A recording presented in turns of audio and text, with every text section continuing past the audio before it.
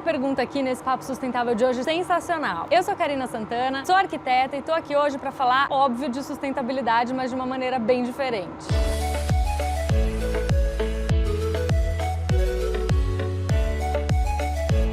Se inscreve aqui no canal e clica no sininho, porque tá vindo tanta coisa legal por aqui, você não vai querer perder, né? Antes de eu falar da pergunta, já deixa sua dúvida aqui escrevendo o hashtag Papo Sustentável pra gente poder responder cada vez mais perguntas e fazer vídeos que têm sido muito legais, como esse daqui. A pergunta de hoje é do Francisco Moreira. A pergunta dele é assim: qual é o sistema construtivo mais ecológico de todos, Karina? Essa é a pergunta de $1 milhão.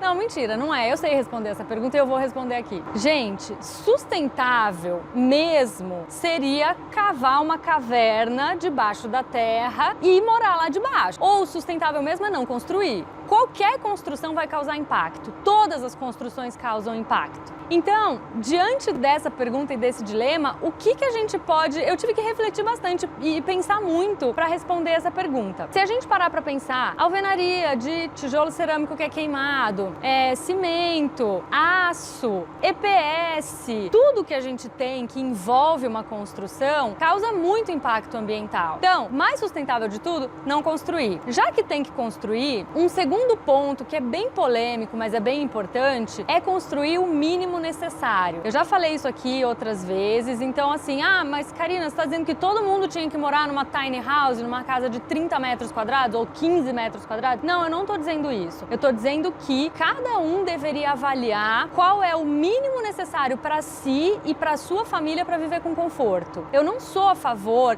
de viver em caverna, mas eu sou a favor de minimalismo, sim. E minimalismo significa que é para você não ter nada? Não, não é esse o conceito do minimalismo. Minimalismo diz: tenha coisas de qualidade, o mínimo possível para você se sentir confortável. Esse é o minimalismo. Então, a gente fala, né, que é o estilo minimalista. Na minha concepção, não existe um estilo minimalista. Existe o que é minimalismo para você e o que é minimalismo para mim. Então, eu tenho um amigo que ele mora sozinho e ele tem no apartamento dele 2 pratos, 2 garfos e 2 facas. E a louça que ele tem ali se resume a 2 de cada. Por quê? Ele falou: eu não recebo ninguém em casa, eu não cozinho aqui em casa, eu preciso de prato para eu comer e no máximo um acompanhante. Então, aquilo funciona para ele, tá ótimo para ele. Para mim não funciona, porque eu recebo visitas em casa, né? Eu recebo família, a gente gosta de receber amigos e tal. Então não funciona para mim ter 2 pratos em casa. Agora, eu preciso ter 45 pratos e 45 garfos? Não preciso, porque eu não recebo essa quantidade de gente.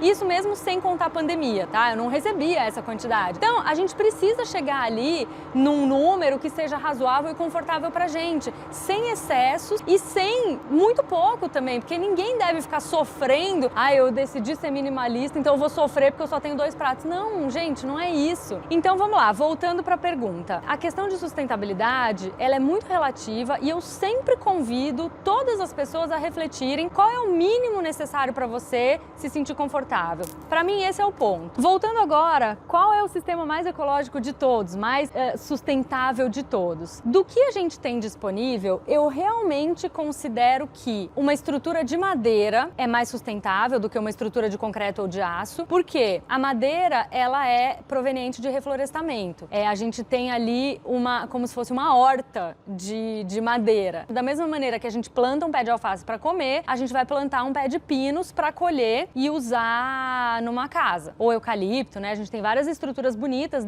de tora de eucalipto roliço tratado, mas no wood frame a gente usa só pinos. Então, eu considero que a madeira de reflorestamento é o que a gente tem de mais sustentável para fazer uma estrutura. Eu sei que muita gente pode rebater isso que eu tô falando.